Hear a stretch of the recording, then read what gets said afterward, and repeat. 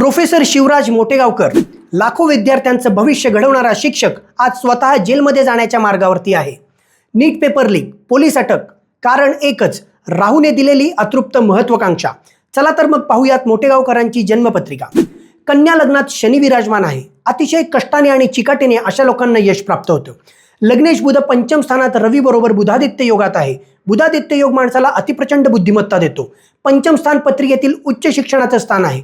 म्हणूनच सरांनी NET SET, GATE, BARC, DRDO, TIFR अशा टॉप लेवलच्या सायंटिफिक आणि अकॅडमिक एक्झाम्स अतिशय सहजपणे पार केल्या बुद्धिमत्तेच्या जोरावर. कर्मस्थानातला बुध पुन्हा पंचम स्थानात आहे. त्यामुळे उच्च शिक्षणा रिलेटेड क्लासेस हे करिअर सरांनी निवडलं.